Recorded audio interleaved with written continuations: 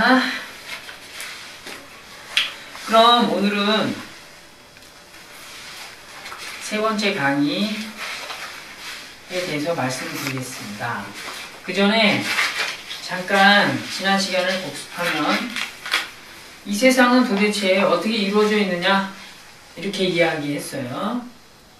그것은 바로 변화하고 있고 관계로서 존재하고 있다. 이렇게 이 세상이 이루어져 있다. 이렇게 이야기되었습니다. 그것은 곧 시간과 공간에 대한 이야기였고요. 시간의 속성은 변화이고 공간의 속성은 관계이다. 라고 해서 모든 존재는 관계로서 존재하며 변화한다. 이것에 대한 내용이 지난 시간까지 이야기였습니다. 이번 시간은 삼법인의 세 번째 열반적정에 대해서 말씀드리겠습니다.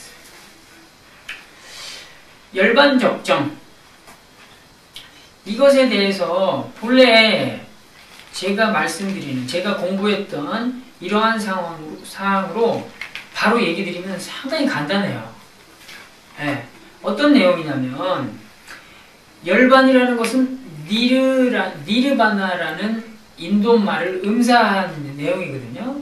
그래서 니르라는 인도말은 타다, 바나라는 그 내용은 명사형 전미사예요. 그래서 니르바나라고 하면 탐, 다시 말해서 연소, 정확히 얘기하면 완전 연소, 이런 걸 열반이라고 해요. 열반, 니르바나라고 합니다.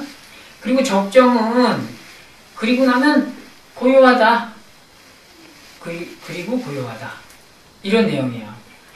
따라서 열반적정이라는 이 내용은 재행무상과 재범무화를 이야기할 때 이 세상의 모든 것을 다 태우고 나면 오직 변화와 관계만이 남는다.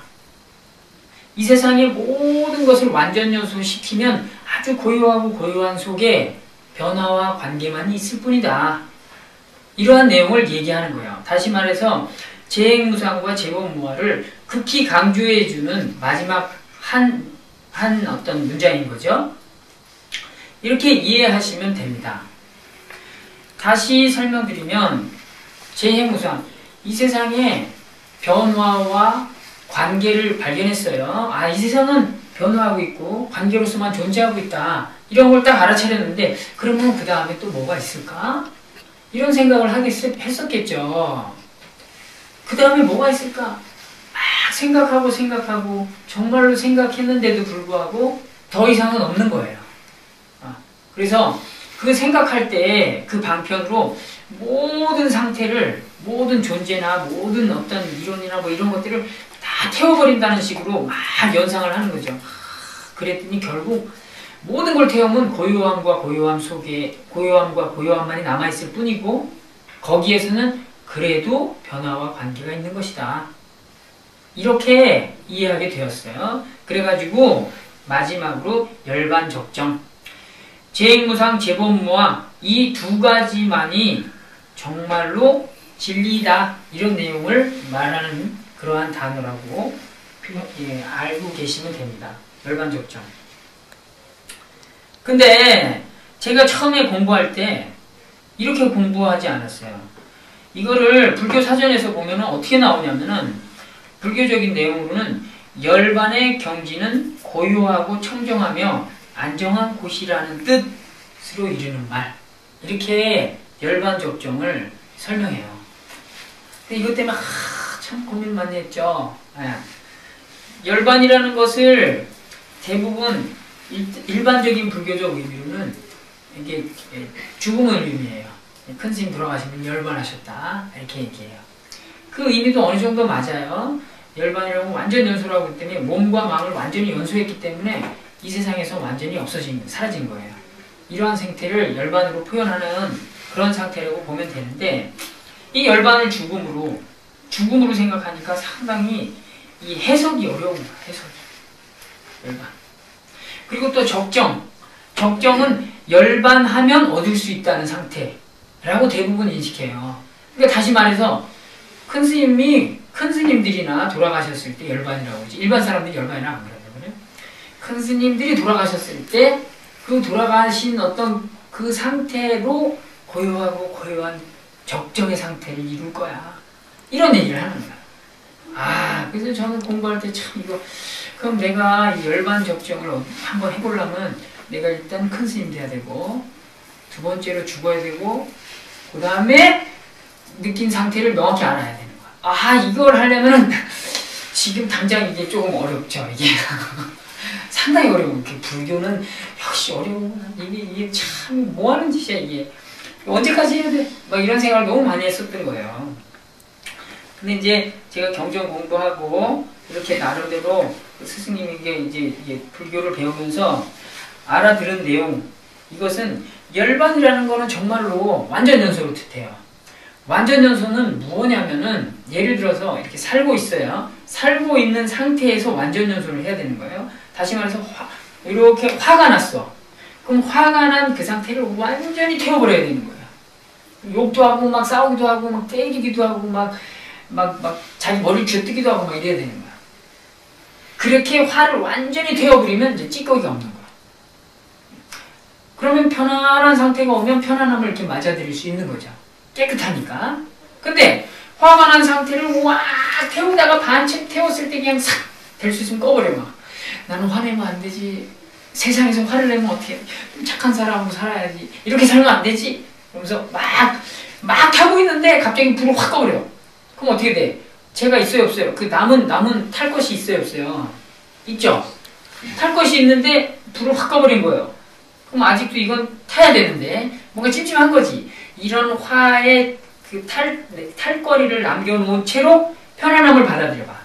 편안함이 이만큼 왔어. 그래서 편안함이 막 타고 있는데 이 편안함 타다가 불이 번져서 남은 그 잔재의 경유가 붙어.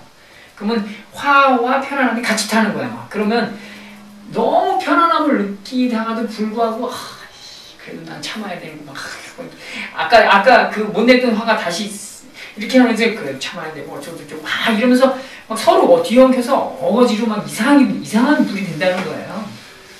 그래서 화는 화대로 오롯이 내지 못하고 편안함은 편안한 대로 오롯이 누리지 못하는 이러한 상태가 된다는 거예요. 따라서 불교에서는 완전 연소를 계속 추구하는데 그것은 있는 그 상태로 완전히 태워버리는 상태. 이것을 완전 연소라고 해요. 또 하나 예를 들자면 슬픔이 왔을 때 슬픔을 완전히 태워버려야 돼요. 울고 불고 소리 지르고 막 콧물도 질질 나고 막 코도 핑 풀고 막 이러면서 슬픔을 완전히 태워버려야 돼. 그리고 나면 시원해. 개운해요? 안 개운해요? 찜찜해요? 개운하죠? 이게 완전 연소 된 거야. 그렇게 개운한 상태에서 기쁜 게 딱 왔다. 그러면 이것을 완전히 기뻐할 수 있는 거예요. 슬픔이 왔는데 그것을 어느 정도 태우다가 좀 이게 담돌이하고 남겨놨다가 너무 슬퍼하면 안 되지. 남자가 돼가지고 울어서 쓰나 뭐 이러면서 어쩌고저쩌고 막 그러다가 기쁨이 오면 기쁨을 완전히 누리지 못하는 상태가 된다. 그렇기 때문에 항상 이쪽과 저쪽을 이렇게 이쪽이 왔으면 이쪽을 확 태우고 저쪽이 왔으면 저쪽을 확 태우면은 너무나 개운한 상태 그리고 정말로 슬픔을 제대로 기쁨을 제대로 누릴 수 있는데 그러지 못하는 상태가 상당히 번잡스럽고 불편하고 복잡해진다. 이러한 내용들을 이야기하는 거예요. 그래서 이렇게 슬픔은 슬픔대로 기쁨은 기쁨대로 완전히 태워버리면 어떠한 내용이 되냐, 어떠한 상태가 되냐, 지극한 즐거움을 얻는다. 이런 내용이에요. 이것이 극락을 얻는다, 극락을 산다 이렇게 표현해요. 그렇기 때문에 열반이라는 내용과 열반이라는 것은 다시 말해서 완전 연소에 대한 내용이고 그 완전 연소를 통해서 이루어지는 상태 그러한 상태는 극락이다. 이렇게 보시면 되는 거예요. 이것에 대한 내용을 제가 일반적으로 불교적으로 이렇게 지금 말씀드린 열반과 어떤 극락의 개념을 얘기하는 데는 별로 없어요. 그래서 이 열반 적정에 대해서 저는 상당히 많이 오랜 시간 동안 찾았는데 여러분들은 이렇게 뭐 길게 찾을 필요 없이 열반적정은 간단하게 이해하시면 됩니다. 어떤 거냐면 재행무상 모든 것은 변화하고 있다. 재범무화 모든 존재는 관계로서 존재한다. 열반적정 위에 이 두 가지가 오직 진리이다. 이렇게 이해하시면 되겠습니다. 이것이 삼법인에 대한 내용으로 오늘 여기까지 설명합니다.